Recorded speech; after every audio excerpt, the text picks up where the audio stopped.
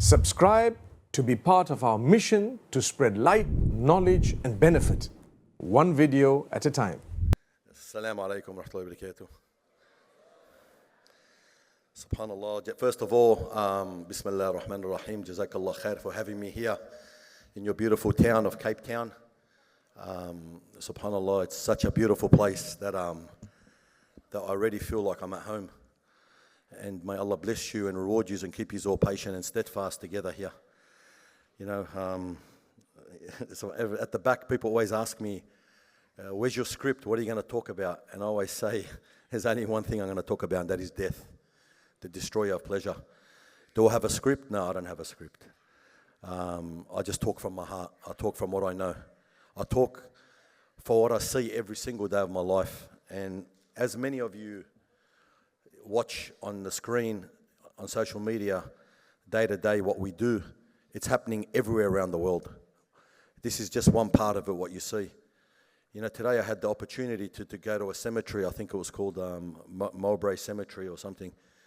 And subhanAllah, just walking around the cemetery, it puts you back into a state of humbleness. Reading all those names. You know, some of those names were the same names that we share. And I was reading the ages, how many of them have been in their grave longer than they lived. And I said, you know, everywhere you go around the world, it's all the same thing. It's names on a tombstone. And I had a brother next to me, and he said to me, you know, this is my whole family all buried here. And I said, show me. And I went up there and I looked, and we moved a bit of the grass, and a little headstone showed up. And he goes, oh, that's my uncle. And I said, subhanAllah, it was a little bit of grass had covered the headstone. And I said, when your uncle was alive, he had an address, he had a home, he had a job, he had status, he had something to do every day. We walked past it and it was just covered in grass. And I thought, why do we walk on this earth with all this pride, thinking that we're going to be here forever, thinking that, you know what, I've got a long time to go before I die because I'm still young. But I'm going to tell you something. Death doesn't discriminate. It doesn't care if you're young, if you're old, if you're rich, if you're poor. It doesn't even care if you're sick or you're strong. When your time's up, your time's up. And believe me, nothing will delay it, because every single person has a date with death. Every single one of us has a date written when we are going to die. And that is the reality, that we will all slowly drift off and move slowly into the next world, into the life of the barzakh. So we ask ourselves every single day, are we ready to meet our Creator? Are we ready to face Allah and seeing what our last actions were? And you know, I speak for myself every day, that I say to myself, Ya Allah, take me away when you're pleased with me. And I hope that everybody says the same thing. You know, subhanAllah, my brothers and sisters, you know, if a lot of you guys obviously know a lot of the stories that we see, but what got me into doing what I did, I've been doing this now for nearly 30 years. From when I was 17 years old, when I first got my license, the first job I did was collecting dead bodies from the morgues. And at 17 years old, it was good to earn money back then. I had no idea about what I was doing. To me, it was getting an extra. You know, I used to supposed to take 2 people with me to pick up a dead body. I used to go do it on my own because I was greedy. I wanted all the money. And it was a good thing because it made me ponder a lot. It made me think. Because when I'll tell you something. The morgues in the hospitals are not in the front entrance, in the most prettiest place of a hospital. They're down below, or they're at the back near the dumpsters. They're in a place that's out of sight, out of mind. So when I used to go to these morgues at 1, 2 a.m. to pick up a deceased, I used to put him in the van and I used to drive back to the mosque, and I used to open the garage doors and I used to lay that deceased on the table. And every single time I would look back at that deceased and I'd say to myself, he was alive just a few hours ago. Where is he now? What's he seeing now? This was my mindset back then. So I used to hold my hands up and make a dua from whatever words I knew, thinking to myself, maybe I am the only person in the world right now making dua for this man. And as time progressed, and I became a gravedigger. For about 15 years, I was digging graves. And digging graves, you can take two things out of it. You can just say, I'm digging a hole, or I'm digging someone's, subhanAllah, home in the world, because the final resting place is the grave before we move on to the next part. So when I used to dig these graves, I used to jump inside them, I used to clean them up, I used to make them perfect. Every little bit of dirt out of the sides of it. Because I used to say, this is going to be his home now. And I used to jump in the grave and I used to bury the deceased myself. And counting to this day, I've buried over 10,000 people. And I've washed over 6,000. And if I go back home and I drive past the cemetery, see, the cemetery that we bury in is the biggest active cemetery in the world and the third biggest in the world. And when you drive through this cemetery, it's got a train system in it, it's got bus system in it. Till this day, I go past those names and I remember on that day, that person, where I picked him up from, what his family was like, what the day was like. And sometimes I even remember what the weather was like on that day. And you move forward now, and I bump into their kids now. I bump into their grandkids, and I have a story to tell them always. And when you move in this world like this, always remember that subhanAllah, you're only as good as your last action. You're only as good as your last deeds. You're only as good as what, subhanAllah, what you die upon is what you'll be resurrected upon. So you fast forward in life, and, life takes you many places. And, I had the pleasure and opportunity to see a lot of the world in the other side of this job, in, the bodybuilding side and the sports side, and mingled with a lot of the people that people dreamt of, and, did all this stuff. But, I would always remember to myself the grave when I was in those environments. I would always remember when I was 18, 19 years old, picking up those deceased in body bags. And it grounded me. Every time I think I'm going to get to a higher level, it brought me back to reality. And subhanAllah, I fast forward to where I am today, and I think to myself, Alhamdulillah Rabbil Alameen, that I don't do a job. Subhanallah, I do a communal obligation by washing the deceased, by burying the deceased, by shrouding the deceased, by organizing the funeral for a deceased. And, today we're at the Friday sermon, and Sheikh Muhammad Salah, he said a beautiful thing, and it was along the lines that equivalent to doing i'tikaf in the masjid of the Prophet, equivalent to that was the one who's of benefit, who helps someone through a struggle. And I think to myself, every single one of us has this ability. Because I say to myself, from the moment someone passes away, it's a struggle. It's a struggle for the family, and it's a struggle for everybody that's involved, from getting the paperwork on time and to burying them to the right time, the right place, and making sure everybody is aware of their death. There's a lot goes into it. And when I think to myself now, why did I start putting this on social media? We've been doing it for so long and nobody knew about it. But the turning point was, every single time I would bury somebody, I would leave the cemetery and I'd go back into the real world, and everybody would be talking about things that were so insignificant to what I had seen that day. Their problems were insignificant. Their issues were insignificant because you just buried someone. There's nothing bigger calamity than death. It's the ultimate calamity. Why is it the ultimate calamity? Because you can't do good anymore. Once you're dead, you're cut from this world. And I used to think to myself, everybody's worried about what they're going to eat, where they're going to go, what tiles they're going to put in their ensuite. And I've just buried a guy who's the father of a household, a mother, a child, and these people are worried about that. So one day I just turned the phone on Facebook Live and I went live. And subhanAllah, from that day on, I've been trying to show the world the reality of this world. What we've been told the whole time, what Allah subhanahu wa ta'ala has told us, that we are only here as travelers, that we are only on this earth for a day or part of a day. Because if you ask the deceased that's been in his grave for 1,000 years, he'll tell you, I feel like I've been in my grave for a day or part of a day. That's it. Yet we live on this earth thinking we're going to be here for a very, very long time. Sometimes I think to myself, subhanAllah, We all get tested with a lot of trials and tribulations in this world. It's never meant to be easy. You know, every day you get up, the tests start. And some of the ultimate tests, and from my experience, first it was my health when I lost my kidneys and I had to sit on dialysis. And I remember being strapped up to this big machine 8-9 hours a day, 4 days a week, because I was a big guy that they had to dilute more. And I remember I grabbed the doctor and I said to the doctor, come here, what's this big machine doing hooked up to my neck for 9 hours, 8 hours? How much function is it giving me? And he said to me, it's giving you about 13% kidney function. And that was the turning point. I said, you know what? Allah had given me 2 kidneys that were giving me 100% function, yet I was unaware. I took it for granted.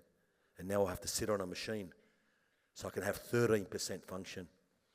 And I made that dua from then on. And I said, Ya Allah, if you do give me back my health, and you are the only one that can do that, then I dedicate my life to my akhirah. I dedicate that every moment from here on will only be dedicated to building my akhirah. Because the biggest problem us humans have is we hate to go from what we've built to what we've destroyed. We've all built this world. We've all made it comfortable according to our means. But what have we built in the akhirah? What have we built when the day we pass away and we get carried on the shoulders of men, and a lot of times it's strangers carrying you and lowered in a grave, and a lot of the times it'll be a stranger washing you and lowering you. What have we done that'll give us ease in the grave? We've built the world, we've made it comfortable, but we've built it for somebody else to inherit. We've accumulated all this money for somebody else. We held on to it, thinking, I'll have another day, I'll have more time, tomorrow I'll give, tomorrow I'll do this. But I'll tell you something, tomorrow never comes, because there's always tomorrow, tomorrow, tomorrow. But you know, you won't realize this until you get into the grave. You know, every time I bury a body, I usually find out the whole story about that person. And I lay him in that grave, and I turn him to his right shoulder, and I take off the straps, and I jump back out of the grave, knowing that one day I won't be coming back out of that grave. But today Allah gave me the opportunity to get back out. And I look around and I see the truck back up and dump the dirt on that deceased, and it takes about 13 seconds to be covered up. And then I see the people start walking away. And I remember what the Prophet, peace be upon him, told us, that you will hear every single footstep leave. And I always think of this, every single day. And that's why I'm the last one to leave a funeral all the time. I am the last person, unless I've ever had another funeral, I'm the last person to leave. Because I think to myself, he can hear the last footsteps. And I ask myself, did he pass? Has he passed? Did he pass the exam? Did he answer those questions? Has he got a window from paradise now? Or does he have a grave from the pits of hellfire? To me, that grave was dirt. You know, we look at graves, to us we see dirt. But that dirt is what we see, is not really what we see. Because when you're in that position, it will be either a grave of a piece of paradise or a grave of the pit of the hellfires. And I ask myself, subhanAllah, always, what was the squeezing of the grave for him? Was it like the Prophet, peace be upon him, described and put his fingers together like the ribs crushing? Or was it just a nice hug, like a mother that hasn't seen her child for a long time?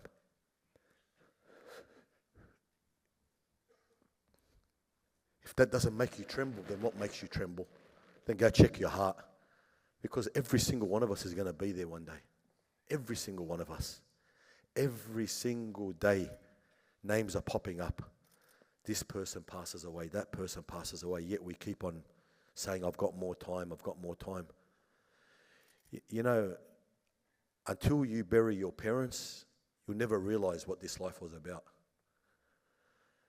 You know, once you lose your mother, obviously one door of Jannah closes.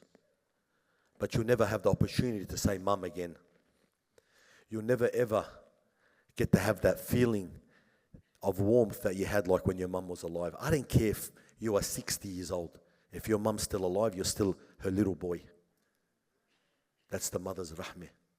And then when you lose your father, you'll realize that you lost the only man in the world that wanted you to see you better than him.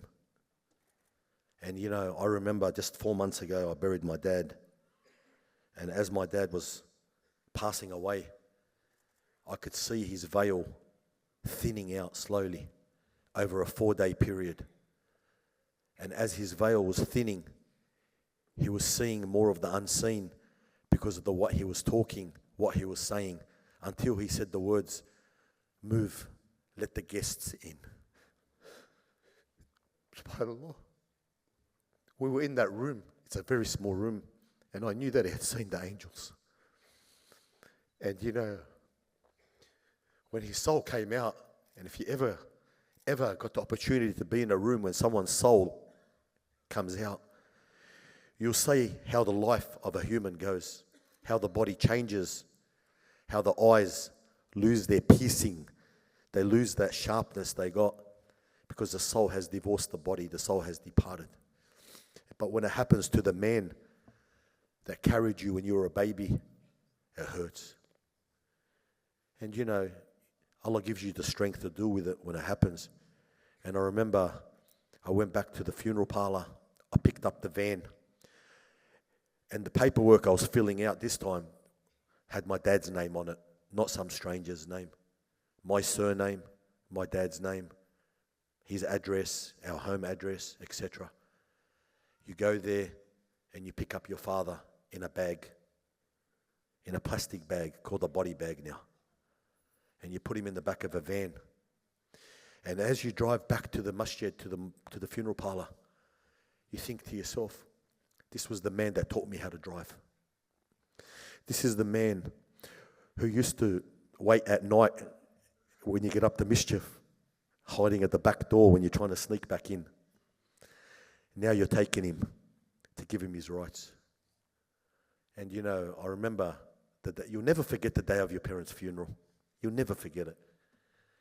And I remember on the day of my dad's funeral, I had 2 other funerals.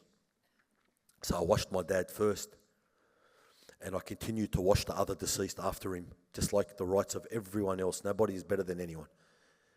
And I got out to spend a bit of time with my dad, and I led the janazah for my father. And I urge every single person here to lead the janazah for their parents, because nobody will make a more sincere dua than the child. And when I headed to the cemetery, I had 2 coffins in the car with me. One was my father and one was a stranger. And I got to the gates of the cemetery, and I had the choice to bury my dad first and the man second. And my dad's grave site was packed with people. And I looked at the other grave, and there was only a handful of people at the other man's funeral. So I turned to the other side, and I buried the other man first. I jumped in the grave, I buried this stranger while I left my dad in his coffin in the car. And then I said to the man, "Adhamallahu ajrakum, my condolences, now I have to bury my dad." And I continued to bury my dad. And I know that's what my dad would have wanted, because none of us are true believers until we love for our brother what we love for ourselves. And I'll never forget that day of putting my dad in the grave. And exactly like every other time I've done it, thousands of times before, except this time it was my dad. And when I uncovered my dad to give him his last kiss, you never forget it. Allah yarham all our amwat, ya Rab. Allah yarham all the ones that have passed away. And then you get out of the grave, and as I said, the footsteps, they walk away, and people start to talk about where they're going to go eat, what they're going to do, etc., etc. And you're left with the burden, you're left with the heartache, you're left with the memories. But we know that, subhanAllah, they are the sabiqun. They are the ones that have gone forward. We're gonna follow them, don't worry. Our turn will come. Our turn will come. But we pray that while we are alive, that we can be an ongoing charity for our parents. Because believe me, the saddest thing I see is when somebody dies and he has nobody at all. He's cut from an ongoing charity. He's cut from waladun salihun yad'i lahum. He's cut from beneficial knowledge because he lived alone all his life. Some of the hardest sights you see is when somebody writes on a body bag unknown. And they're the ones I give so much more time for. Because I know to us, they're unknown in the world. But maybe to Allah subhanahu wa ta'ala in the heavens, they are known. Because my brothers and sisters, it doesn't matter what your status is in this world, how popular you are, who you think you are. What matters is what names are you going to be called when your soul is taken up heaven by heaven. What are they going to call you? The truthful one? Were you really truthful? Or was that just a name that people called you on earth? This is what you've got to ask yourself. What will your name be in the heavens? You know, this world, your whole life, it's an exam. And a student, and we've all been students, we can relate with exams. You either pass or fail.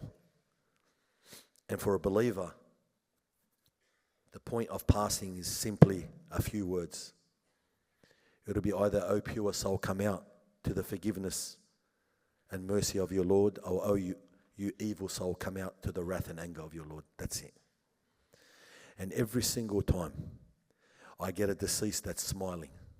I get a deceased that has his finger in shahada. And this is not just imaginary.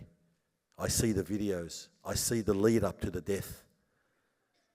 I smile because I ask Allah, give me that death. I've seen videos of people giving salams as they're dying. Who are they giving salams to? To the angels. Because they lived their life in salam. What will our time of death be like? What will our last words be? We drive down the road, something jumps in front of you, someone cuts you off. The first word that comes out, believe me, it's not a good word. So test yourself. When the unseen comes to you, because that's what it is. When your veil lifts, it's the unseen. And those angels come to you. What will your words be like? You won't talk. You're not going to say nothing. But test yourself. The next time you get put into a position where something happens, and that's called patience. And that's something that we lack in this world. We're so quickly to lose our patience. And that's why this world needs a lot of patience. Because in that grave, your tongue will not answer. Your hands and feet will not do anything for you. Your soul will answer. The way you lived will be the way you die. And the way you die will be the way you are resurrected. And you know, it is so true. Because I just look at the funerals and who attends. And usually when I see a lot of suits, I know he was a businessman in life. And when I see a lot of young people and you know, your hectics or whatever they call them, I know this guy was Mr. Gangster. And then when I see the simple people come, the humble people, the one who works 9 to 5 and goes to the Maghrib prayer with his child and he lives according to his means, I know that man was a man of the masjid. What's the crowd you want at your funeral? Because the first two, they're not going to benefit you. They wouldn't even know how to make a dua for you. You want people that know how to make dua. You want people that are going to ask Allah to forgive you, to make it easier for you, to give you steadfastness in the questioning. As the Prophet ﷺ told us, make dua because your brother's being questioned now. And this is why it's so important, my brothers and sisters, that we live this life, not lip service, but through our hearts and actions. Because I'm going to give you one true fact. Not one of us is prepared for death. And if death was to come to us today, tonight, are we ready? What do we take with us? And this is something that I can't answer. Every single person knows the answer to that himself. Are we ready to meet our Creator tonight? Are we ready to be in the grave tomorrow? You know, last week, I picked up a man from a shopping centre. last Sunday. And the story with this man was he went to the shopping centre a week earlier. And he was an older man. And when he went back home, he told his wife, she said, "Did you buy anything?" He said, "No, I did see some nice pants." She goes, "Why didn't you buy them?" She goes, "Oh, you know, the oldies, they sometimes hold back a lot." She said, No. Life is short, Haj. Whatever your eye sees, enjoy it, buy it. So he said, I'm going to go again next Sunday and I'm going to buy those pants. So he went last Sunday to the retail store. He picked the size he wants. He went into the change room and he passed away in the change room. The pants were just on him. He just put them on. When we went to pick him up, he had a medical condition, so we got onto the doctor straight away. When I took him back to the funeral parlour, I cut off the tag that had the security buzzer on it, the price tag, and I kept it in my box of props to remember that even, subhanAllah, he went to buy him, he still never got to enjoy them. And these cases all the time. And the story behind this is, my brothers and sisters, don't procrastinate in life. Don't hold back on anything. If you want to do Hajj, do it now. You want to do a good deed, do it now. You want to give sadaqah, do it now. Do it now. Because sometimes there is no tomorrow. And this is what this whole life, what gets me is we think that we have so much time on this earth to lead up to doing things. Just the other day, I picked up a man who lives on a farm. He's actually the father of a friend of mine. Very good man. He was on a video call, laughing and talking to his wife at Umrah, and passed away on the video call. And I said to myself, subhanAllah, a death can come at any moment. At any moment. He didn't know he was going to die on a video call. And I think to myself, this man had plans, and his son tells me, he brings me out his book and he says, "Look, my dad writes down all the dates of the week, whose house he's going to visit and whose house he's going to eat at." You plan and Allah plans, but Allah's the best of planners. If we can take anything from tonight, my brothers and sisters, take one thing. That every soul shall taste death. That's a promise. Kullu nafsin da'ikatul maut. And the only one that will succeed is the one that prepares for his akhirah. Because as the Prophet ﷺ told his sahabas, the smartest one amongst you is the one that thinks about death a lot and also prepares for it. Not just thinks about it, but prepares himself for it. So I'm going to ask for one thing from every single one here, please. Is start to learn to forgive one another. Start to let things go. The most blessed washes I ever wash.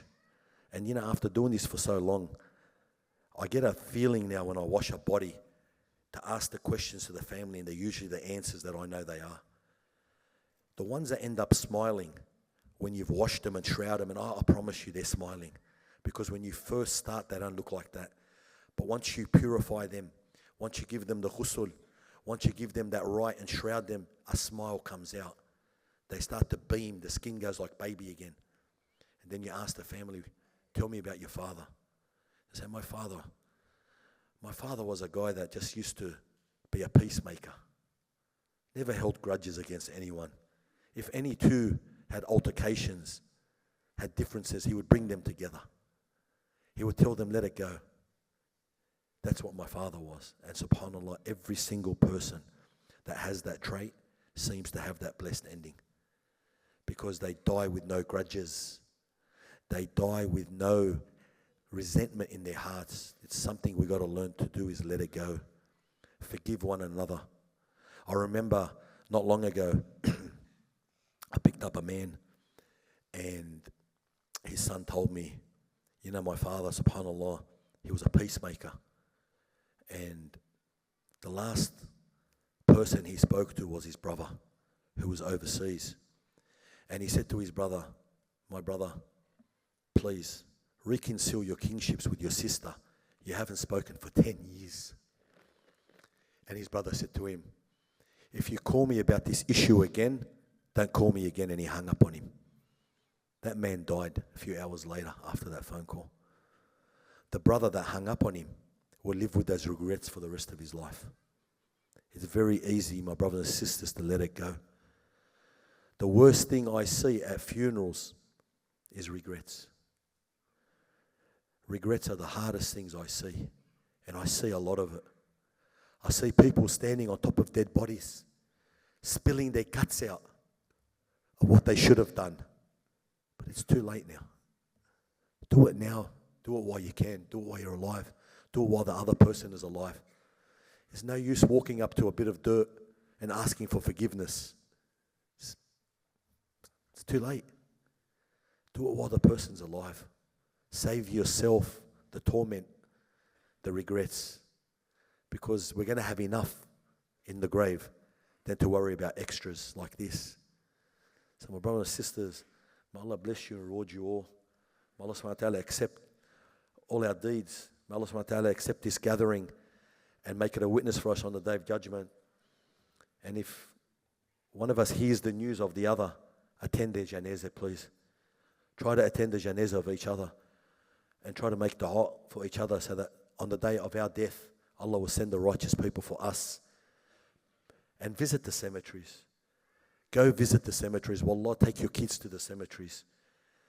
Take them and show them the reality of this world. Show them the baby graves. Show them the children's graves.